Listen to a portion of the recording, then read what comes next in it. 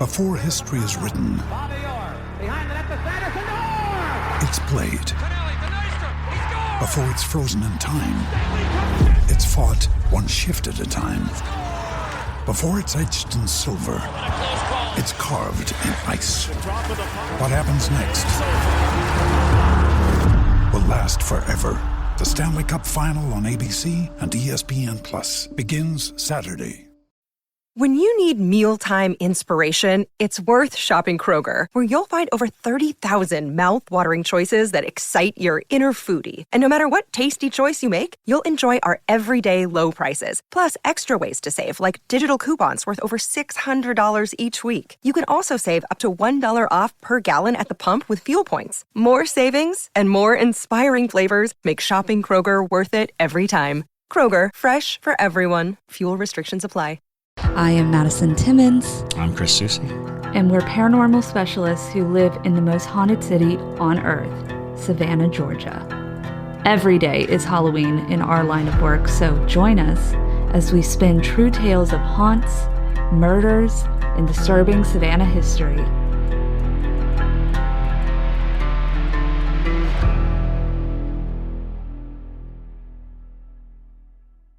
I'm Madison. I'm Chris. And welcome to the most haunted city on earth. Hello, and welcome back to another episode of The Most Haunted City on Earth. My name is Madison Timmons. I'm Chris Susi. And I'm JT Timmons. I thought you were going to come up with some clever Catholic pun. Yeah, some Italian. No. I just let it. When I do. I can't do it every time because then people are waiting on it, right? It's got to be a surprise, and it also has to come to me in like the last 2 seconds before I speak. So that's just really. I don't have these planned at all. I promise you, and that's on purpose because they're usually like better when they're not planned. Understood. Fair enough. Well, all right then. The reason why I say I was looking for a Vatican pun is because when we are filming this, and possibly if you're watching this, the Vatican decided to hold a press conference to discuss their new rules on apparitions and paranormal phenomena. Ooh. So we decided that I guess we're very inclined to be interested in these sort of things. Right. There's not a whole lot of official press conferences that address the supernatural. I mean, we haven't really gotten a State of the Union address that's like, okay, let's talk about ghosts. Yeah, how about them demons? Well, and they talked about something yesterday because they did a 2-day press conference, and yesterday was a much more practical press conference, and they're like, but day 2, we're going to talk about apparitions. Right. And so when I caught wind of this, I was very excited, and I spent a lot of time with the Catholics today. She was very excited. Well, you'd never get this, so it just doesn't happen. Yeah. No, last time they even did it was 1978. Yep, that is correct. So it's a good long while since the Vatican has made official announcements pertaining to policy regarding apparitions and supernatural experiences. Which, by the way, I am not Catholic, if you didn't know, but I did not know that the Catholics had a whole board of mysticism. Oh, yeah. What? That is so wild to me. The Catholics have the Apocrypha, which are the 14 books they removed from the Bible. That is true. And they only allow people who are academics of 70 years or older to access these files. So you have to work your entire life and hope you don't die before that point to get the files. They have 53 miles of bookshelves underneath the Vatican. Miles. Yes. 53 miles of bookshelves. That's crazy. How insane is that? How many kilometers would that be? Ask Google. That's a Google question. I'm not doing the math on that. 53 miles? Yeah. Yeah. They also supposedly have a UFO in the Vatican. That is true. That is the rumor. So they have the chronovisor. For those of you who don't know what the chronovisor is, this is a talked about thing. There are physicists who've been on board with this. The man who developed it was a priest and physicist. and it is a television to watch the past. It is a machine that allows you to see the past. And so, according to sources, people have used the chronovisor to watch the crucifixion of Christ, to watch historic events, to watch all of these things, and they keep it highly suppressed what they've seen, but they do use it to tamper with present policy. So look it up, chronovisor. It's very interesting. There's all sorts of crazy whether it's true or not, very interesting. Yeah. Alex on the live stream said 85 kilometers. Oh, there you go. There you go. Thank you, Alex. Wow. Yeah. Crazy. That's nuts. Yeah. Nuts. So who knows what else they have hiding in there. But so much. So really, today, the big hot button question that a lot of people were hoping for were responses on UFOs, particularly since David Koresh, the whistleblower that went really famous in the past couple months or so. You're saying Koresh? Is that not how you pronounce his last name? Krush? David Koresh is Waco. the cult leader. Yeah. Oh. Can you tell I love cults? Oh my God. But that doesn't mean that's not his name. Krush. It's Grusch. Right. Mm-hmm. I'm very tired. Anyways. Moving forward. Well, anywho, regardless, he was a whistleblower who was talking about how the U.S. government has had information on alien activity and alien contact with, for decades at this point. And a lot of people were assuming that the Vatican were going to have to comment on this. Well, there's so many stories of the Vatican and alien communication. So many. To include the idea that some of the books that were removed from the Bible were books that in any way informed to alien contact, things like that. And that's, of course, pure speculation and pure, people believing that. Mm-hmm. And there was a pretty famous sighting about 15, 16 years ago of a flying saucer over the Vatican. It was there. It hovered there for several moments. Lots of people saw it. I think there's probably pictures. But I do remember it being kind of a big deal because everyone was like, oh, they came to talk to the Pope. They came to talk to the Pope. There's some alien Pope conversation going on right now. Wouldn't be surprised. No. But that was not what they were planning to talk about today. No. So basically, the reasoning for having this press conference and releasing their new rules were, first off, evaluating alleged visions of the Virgin Mary, weeping statues, and other seemingly supernatural phenomena, which, I mean, if you're anywhere near the paranormal community, you know that stigmata and Virgin Mary statues crying blood are a very common trope and have been around for a long time. So it's not surprising that they're having to discuss this, but apparently there have been a lot of encounters with Virgin Marys. Not so much stigmata. I know JT really wanted for it to be a stigmata thing, but it's not. There's enough stigmata claims, but more of the weeping statues, moving statues, sightings of Mother Mary. And I want to say it wasn't that long ago that Pope Francis actually bestowed sainthood upon the children who first saw Our Lady of Fatima, which was a sighting of Mother Mary at Fatima, and the belief that that was an actual occurrence, because I want to say that the Vatican moved very slowly on saying that that was an actual apparition, a holy apparition, and B, that those who witnessed it were in fact beatified to become saints. Okay. And that was like 2017, I think. Yeah, it was pretty recently. They didn't get up on stage and go like, all right, y'all, a lot of stigmata happened. No, it was very lofty. They were going, I can see you. Literally. Basically. Also, they were doing this because they saw cases where local bishops or bishops of a region would rapidly declare a phenomenon's supernatural nature, only for the Holy Office to have to express a different decision later. Okay. So they decided they were cracking down on these rules. But other cases involved a bishop saying one thing and his successor deciding the opposite regarding the same phenomena. So they needed to have a more precise consensus, if you will. And like Chris said, the Vatican's last public doctrine about paranormal apparitions, all that jazz, was first issued in 1978. So it's been a long time since, arguing that there were no longer these particular rules were no longer useful or viable in the internet age. So, okay, yeah, that's fair. Which, I mean, that makes total sense. It's a very different world nowadays. But the new rules make clear that such an abuse of people's faith can be punishable canonically, thank you.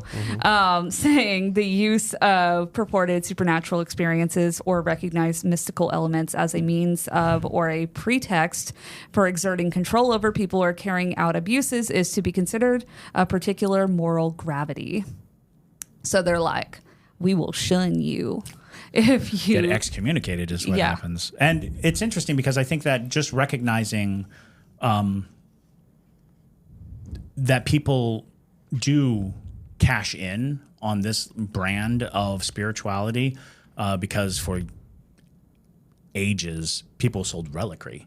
And reliquary were bones of saints, were various items. If you counted the number of pieces of the cross that had been sold from the beginning of the Christian faith, the cross would have had to have been roughly the size of Kansas. So the truth of the matter is, so many relics were just things that people put in jars and said, "Here you go, congratulations, you have a piece of a saint." I actually saw one of the approved relics when I lived in Italy. I got to see a thorn that they said came from the crown of thorns on Jesus' head. They kept it in a small chapel in Vicenza, Italy. No way. Yeah. Interesting. Wow. That's cool. That is very cool. But the visions of Mother Mary most recently have been in Fatima, Portugal, and Lourdes, France. So that was really kind of those two events were really the push to start having these discussions. I guess the attention must be on those two events because I think they did come up recently in the naming of saints and the recognizing of, because saints have to have a certain amount of miracles attributed to them before they can be considered saints, and witnessing an apparition like Mother Mary, and it's not even just the seeing Mother Mary; it's actually profiting from the information or from the vision. Like most people believe that in order for it to be canonically recognized, it has to provide you with some divine understanding, comprehension, information. It can't just be, I saw it on a piece of toast and now I'm a saint. Yeah, it's true. So the main speaker of this event was the Cardinal Víctor Manuel Fernández, prefect of the dicastery. Okay. And so he did most of the talking. So I'm going to read you some dialogue, if you will, from the Cardinal. Strap in. Here we go. Strap in. It's a little lofty because I don't want to mince his words, but okay. No, that's fair. But anywho, I would like to tell you that both this press conference and the previous one are held in response to a suggestion from the Holy Father, because he believes it may be useful to offer a brief explanation of the document and listen to the questions. Is that the Pope? Yes. Okay. The rules that we present today are a guide to discern the situations that can happen in the Christian community outside the ordinary.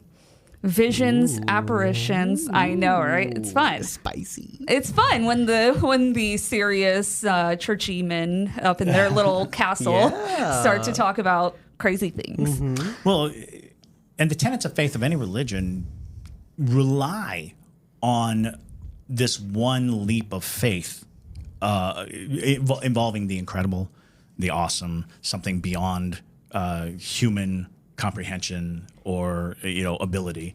So yeah, it's funny because they spend 90% of their time trying to be relatable, And then they're like, oh, by the way, we've got a direct line to God. Literally. Surprise. Surprise shout out. But visions, apparitions, inner locations, manifestations related to images and other phenomena that the Holy Spirit can cause to stimulate and enrich the community. He goes on to describe multiple instances of paranormal found in the Bible, which I am going to spare you of because there were a lot of them. Okay. But you don't say. He was listing like every single instance of paranormal in the Bible for a while. How long was this live stream? An hour and 50 minutes. Oh, wow. Yeah. Yeah, to say 6 things. Ooh, my back could have been screaming. I'd have been sorry, y'all. I gotta step out. To literally just announce 6 rules. So it was very much so not only a press conference, but a mass, if you will. Okay. It felt like that because this man had planned. Actually, I don't think they can just call a press conference. It has to be a religious gathering. There has to be some religiosity to the whole thing. Religiosity. It doesn't matter. Exactly. Moving on. But he did say the church in reality leaves the faithful free to pay their attention to these things. So he allows you to believe in the spooky, essentially. Mm-hmm. Which is cool. That is cool. So then... here was the crazy part. The Cardinal goes on to talk about his paranormal experience. What? That's awesome. Yeah. What? What? Yes. No. Okay. So he goes, when I was a young priest, different things happened to me. I will tell you as an example to show you that this is a fairly frequent thing. When I was a young priest, a lady told me that she wanted to organize pilgrimages to the Marian shrines. I was the parish vicar. This woman was economically wealthy and offered to pay the trip to the poor to go to the shrines. And she explained to me that when she entered a Marian shrine, she felt a sense of comfort, of serenity, of feeling at home. The parish priest told me not to listen to this woman. Ooh. I insisted on the possibility of allowing this woman to organize pilgrimages. Until one day, the parish priest explained to me, look, this woman says that when she enters a Marian shrine, she feels at home because God has revealed to her that she is the Madonna, Mother Mary, the Virgin Mary. Okay. But when I looked at this woman, she seemed very normal, really. No one imagined it. During the years that I was a parish priest, the woman said that she had revelations about the fact that the Messiah wanted to return to earth. Shortly after another revelation, God had revealed to her that she herself had to be the mother of the Messiah. But it gets worse. That was his words. It gets worse. It gets worse. Yeah. A few days later, God had revealed to her that I had to be the father of the Messiah. Right. This is the Cardinal saying this. A very high up man. That's crazy. I asked one of my friends, look, talk to this woman who has a discernment to do. Imagine when she came up with this story. But this friend of mine managed to convince her that she was not coming from God at all. Sometime later, a man had asked me for permission to build a niche, a cave, for the Madonna of Lourdes in one of her land plots. Then he said that the Virgin had spoken to him and that she had promised to heal all of those who had come to that place. A few days later, he had set up a box to collect offerings in cash, and he did not want to meet me.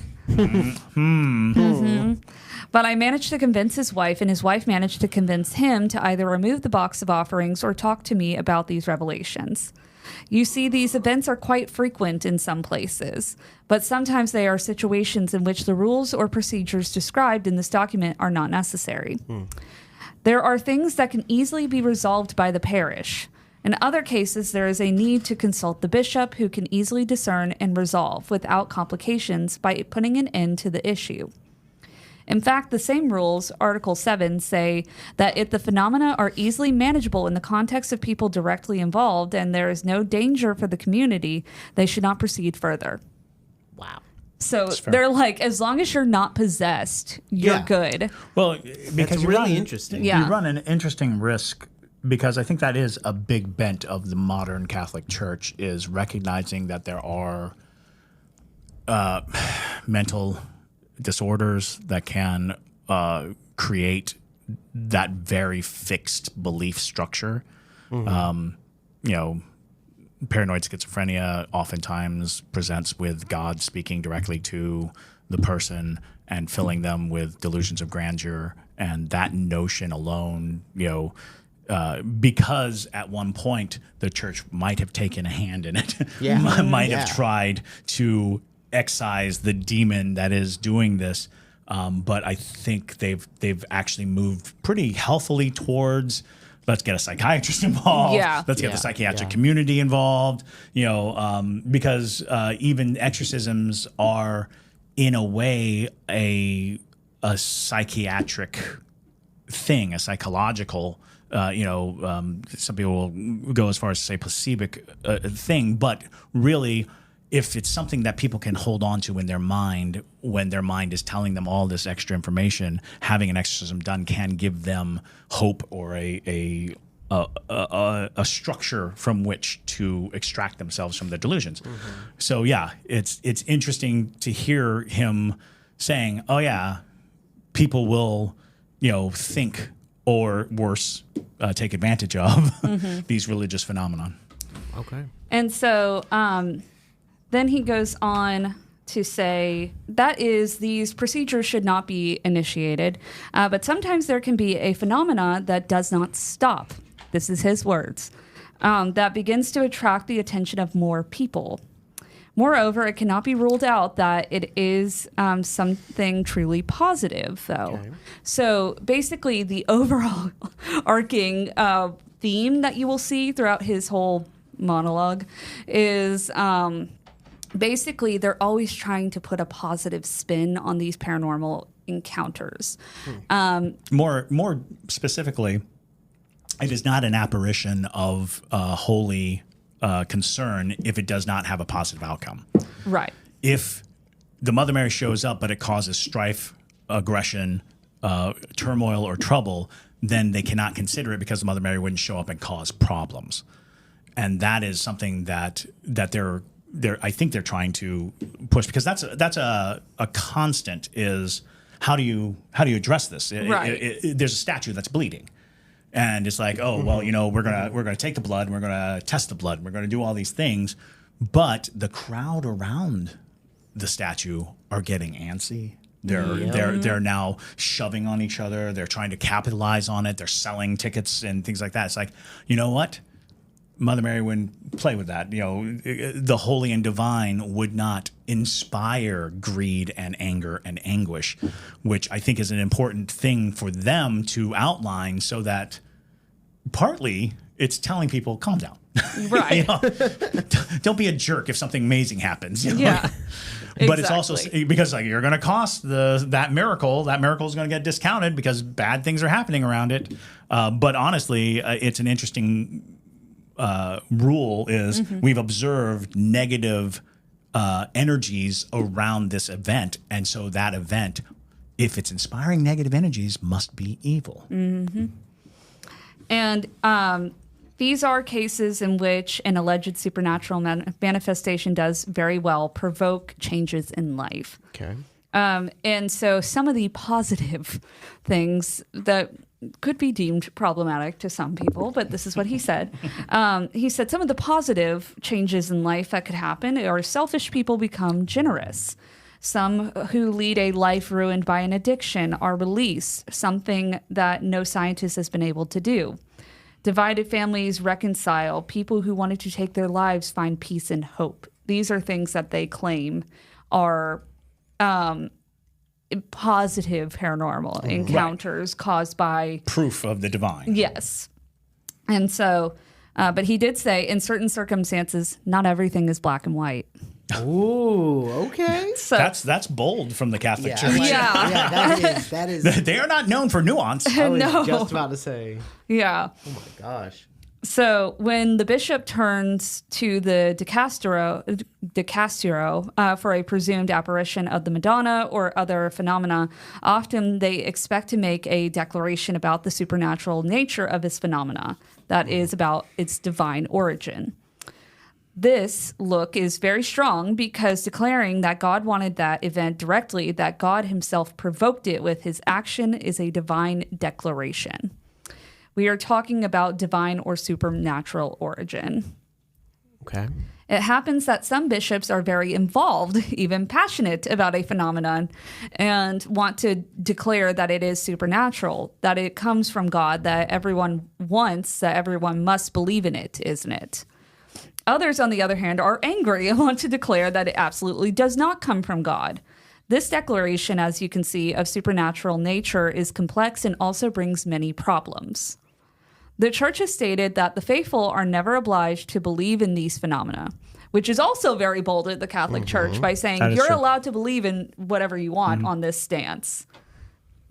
Interesting. Well, because these events are not about the faith in the Catholic Church or the Church or God or Jesus or anything like that. They are individual instances that require your own stake in that event. But if the Church were to confirm its divine nature, then you would have to, at the very least, acknowledge the Church's decision. Yes. And then another bishop came who was very enthusiastic and then declared that the incident was supernatural. And then one said that it had no divine origin, and the other said, yes, it has divine origin. And so 70 years have passed, which is referring to one of the Madonna sightings from 70 years ago. Imagine that an affirmation of this kind, so great, supernatural, did not give many guarantees. To avoid these difficulties from the moment that it is not easy to reach a moral certainty, the various processes have lasted so long, so many years. But in the meantime, the phenomenon grew. Sometimes the phenomenon has spread in many dioceses, even in different countries, without clear accompaniment, without a pastoral guidance. Then there is the question of what can be done in this mess. The same bishops at the end said that someone must do something. Arriving late, it may happen that the Pope will not guide the discernment towards a declaration of supernatural nature, but towards a prudent decision that can be defined with less time and easier and can guide the world. And because situations can be very different, we have decided to have 6 possible conclusions. Okay. It may happen, for example, that a phenomenon that presents only positive aspects and everything is positive and beautiful, but at a certain point, the Madonna sends an alleged message to the bishop. Oh. A person has discovered that something is very important. Also really weird. I just got a notification from Italy. So that was creepy. Was it Savannah Underground? Yeah. Wow. That was creepy. They know we're talking about it. They know we're talking. Yep. They know we use those terrible accents. They did. But it can be that a true legitimate experience has provoked this enthusiasm. But this person afterwards wants to resume everything in this message. It comes from his enthusiasm. There is no need to judge the person, to consider him a liar. No. The statement that a phenomena is not supernatural can be made. It is one of the possibilities, but only when there is an objective, concrete proof if the seer says, sorry, I lied. So that is the only time that... Interesting. Yeah. They specifically said, you have to say, I lied about it. So we have to at least keep it in contention until you admit you lied. Exactly. They must admit it. It is clear that it is not supernatural. It is an objective thing. Or if everything was around an image of the Madonna crying or sweating, an analysis is made, and those are tears or the blood of the dog of the seer, then it is clear. Did somebody put dog blood on a Madonna? That's pretty common. Is it's an animal blood. Well, that's horrifying. It seems very specific. Yeah. Then it is clear it is declared not supernatural because there are some proofs, very objective elements. Now, he then goes on to mention spiritual fruits, which I felt compelled to explain a little bit. So many times these events have led to a great richness of spiritual fruits, growth in faith, devotion, fraternity, and service. In some cases, they have given rise to shrines throughout the world that are at the heart of many people's popular piety today. However, there is also the possibility that in some events of alleged supernatural origin, serious issues that harm the faithful may arise. These include cases where, from the alleged phenomena, profit, power, fame, social recognition, or other personal interests are derived, and even to the point of exerting control over people or carrying out abuses. So I took that as they're acknowledging the demonic side of things, but they're not outwardly saying that. And they're like, the spiritual fruits, there's so many different fruits that could happen. Well, and also people will take advantage of a situation. That is true. So, it's not just demonic. It's, people can suck. Exactly. People can see an opportunity and exploit it, and and they don't want it to be like, well, we never saw that coming. It's like, sure you didn't. Exactly. So on to the 6 conclusions of 6 different things that could happen if you have a Catholic deemed supernatural phenomena. Okay. Now, mind you, they have named them all in Latin. I do not speak Latin, so forgive me if I don't pronounce them all entirely correctly. But the first one is nihil obstat. Without expressing any certainty about the supernatural authenticity of the phenomena itself, many signs of the action of the Holy Spirit are acknowledged. The bishop is encouraged to appreciate the pastoral value and promote the dissemination of the phenomena, including pilgrimages. Okay. Then the second outcome is prae oculis habitur. Although important positive signs are recognized, some aspects of confusion or potential risks are also perceived that require the diocesan bishop to engage in a careful discernment in dialogue with the recipients of a given spiritual experience. If there were writings or messages, doctrinal clarification must be necessary. Then we have curator. Various or significant critical elements are noted, but the phenomena is already spread widely, and verifiable spiritual fruits are connected to it. Spiritual fruit. You know those demonic spiritual fruits, but the mango. Not the demango. The mango. But therefore, a ban that could upset the faithful is not recommended, but the local bishop is advised to not encourage the phenomenon. Then we have sub mandato. Okay. The critical issues are not connected to the phenomena itself, but to its improper use by people or groups, such as undue financial gain or immoral acts.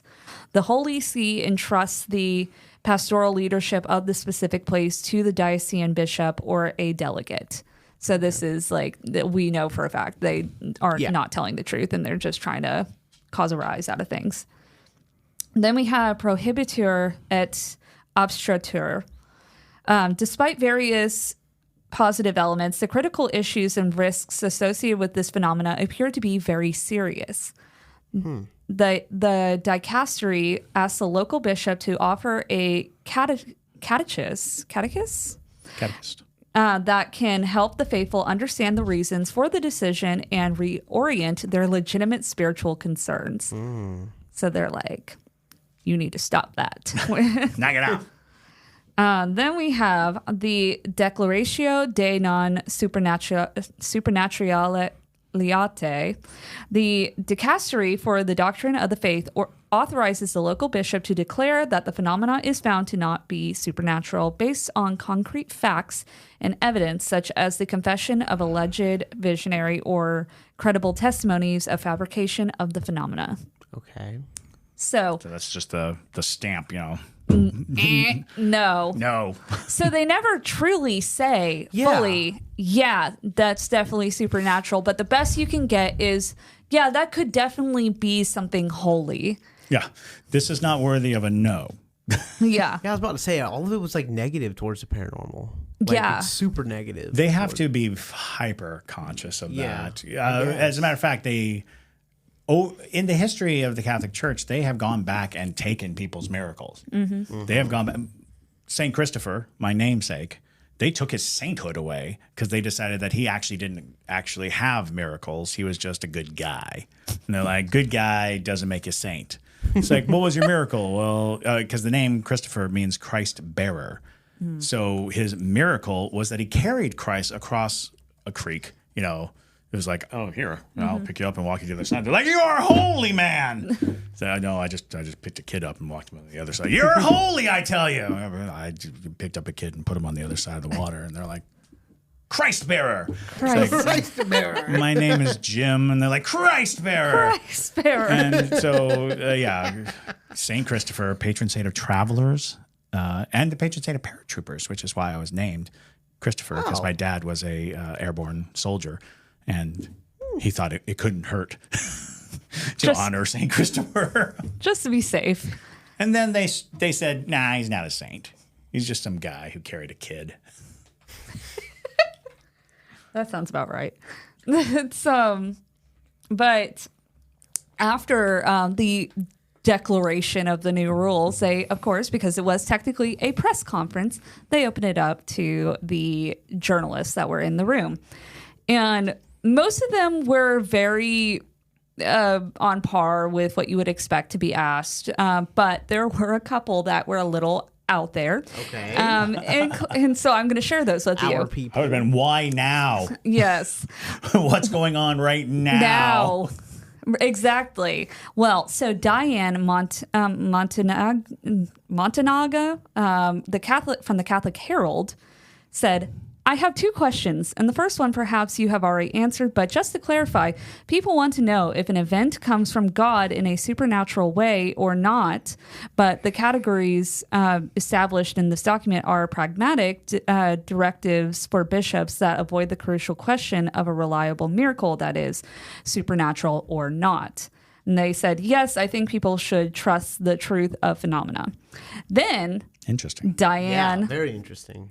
Then Diane asked the second question, which is probably my favorite question at the whole press conference. Okay. If you allow me, because perhaps it will seem a little more strange, there was a great attention by the media on the so-called UFO phenomenon. Ooh. She's the only person who asked a question about this. Mm-hmm. She's poking the tiger. She is. I love it.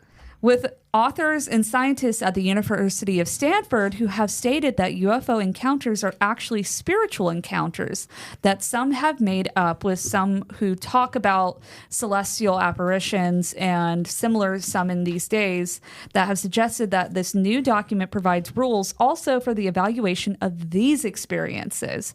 Your Eminence can confirm that it is so or not, just to avoid on social media. They were very taken aback by this question.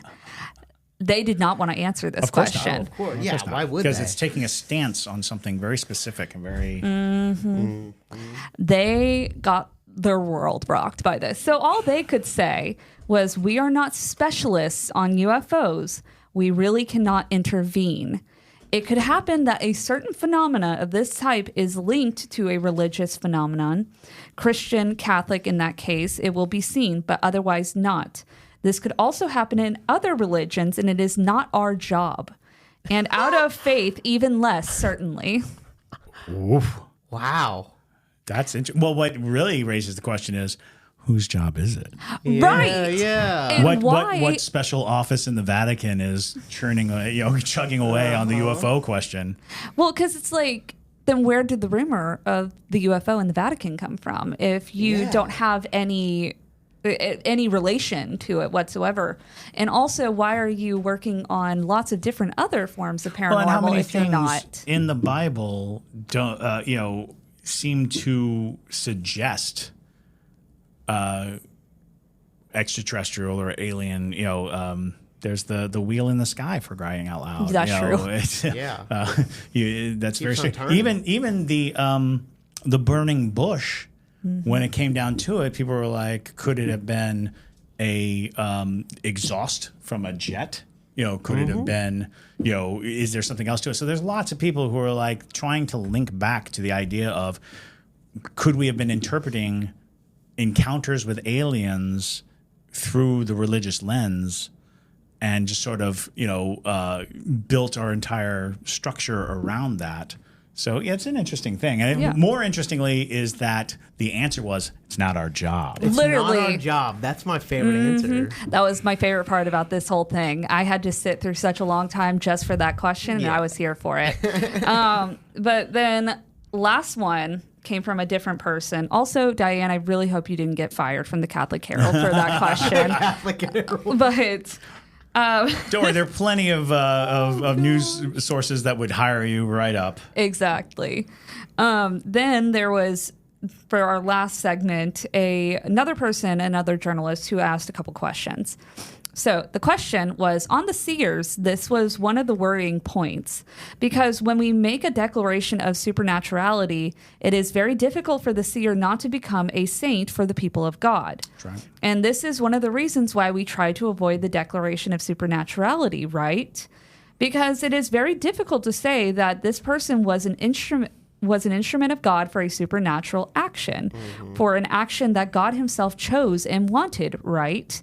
It is not easy, then, that you could not become a saint without being canonized, especially when he is still alive. It is more problematic, because the seer can be a good person today, and tomorrow he can do anything, right? He is free. He is weak, like everyone else. But anyway, there is a very important distinction that exists in the Catholic Church. It is the distinction between gratia gratis data and gratia gratum faciens. The gratia gratum faciens is the sanctifying grace. Is this correct? The answer: when you say that this person lives in the grace of God, then he does the communion and grows in this life of grace.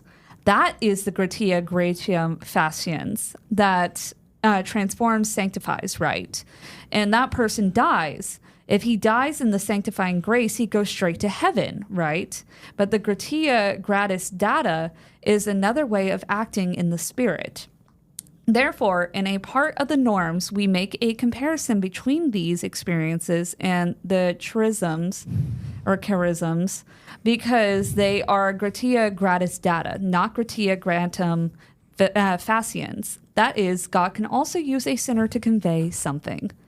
God can give a charisma to a sinner who has, for example, a charism of healing sins and continue to heal. I followed all of that perfectly. Basically, the point is they're like, yeah, God can use you for good, but that doesn't make it paranormal. Yeah. It also means that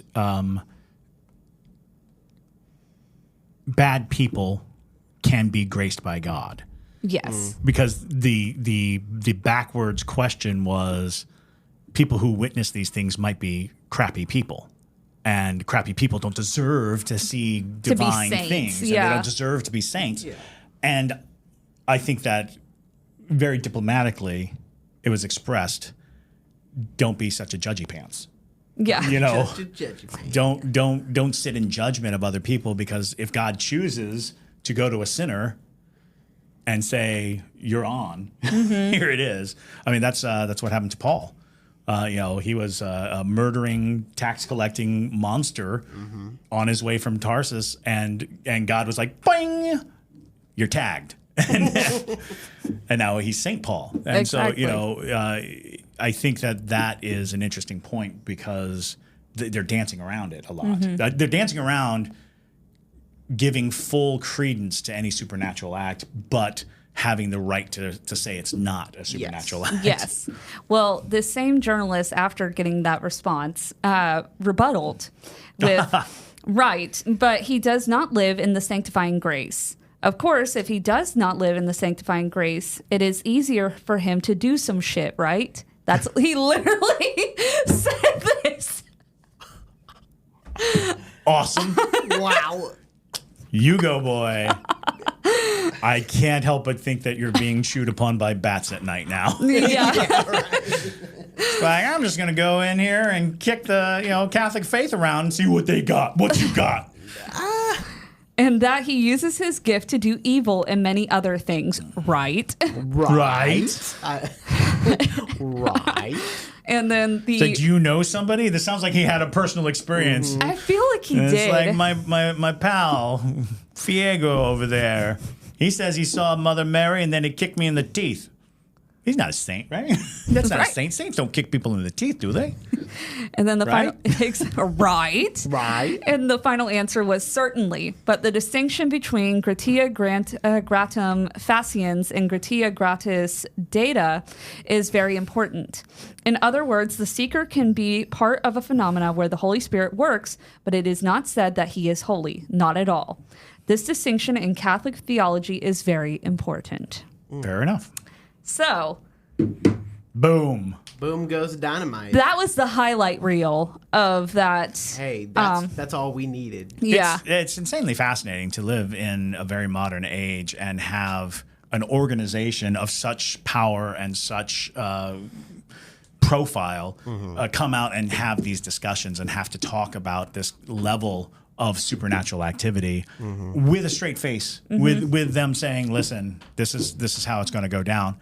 And on top of everything else, they kind of were sidestepping every possible thing that would tie them down to having to follow through with their own faith. It was very true, which is why Pope Francis did not attend. He sent the Cardinal instead. The truth is out there, everybody. The truth is out there. But to those journalists that came in today with those solid questions, good on you.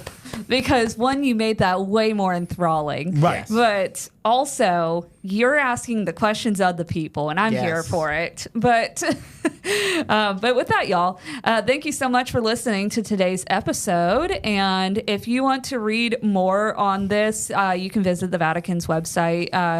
Associated Press wrote a couple articles on... Yeah, I'm sure it's going to be coming out in droves from this day forward. Yeah. Surprisingly not. I've been looking at stuff like there's a couple things. I think it's going to take a long time to digest. I mean, because what's going to happen is people are going to have to come up with the rebuttals and the appropriate answers to it, because it's like, why now is the big question. That is the big question. What is it? And it might be because social media has gotten to a place where if I wanted to, I think with just a very little editing, I could make a miracle happen on my TikTok. I could have the Mother Mary show up and be like, yeah. So, but nonetheless, y'all, very interesting, very hard to digest, like Chris said. My brain was a little bit of mush afterwards, so thanks for bearing with us. Thanks for going through all of that for us. Yeah, but because I am Catholic, or I was born Catholic. I wouldn't do it. It's a lot. It's a lot. It's a lot. Because it's true. They really were the whole time kind of sidestepping, and they're like, we're going to say yes, but not fully. Right. It was very wishy-washy. Right. A lot of it is we're not going to pretend that we understand the will of God, but we will deny something if we have proof. Yeah. Because what proof would have them put the big old seal of, yes, this is God? It's like it would take something phenomenal. But at the very least, you did get the permission of the Catholic Church to believe in what you want. Yeah, they believe what said you that. want. They said that. So, so long as it doesn't go against the tenets of the Catholic Church, if you're Catholic. Yeah. So long as what you believe isn't like, abandon the church. Yeah. It's like, oh, wait, what? So if you needed that little bit of reassurance, there you go. There you go. There it is. They said it. But with that, y'all, my name is Madison Timmons. I'm Chris Susi. And stay spooky, y'all.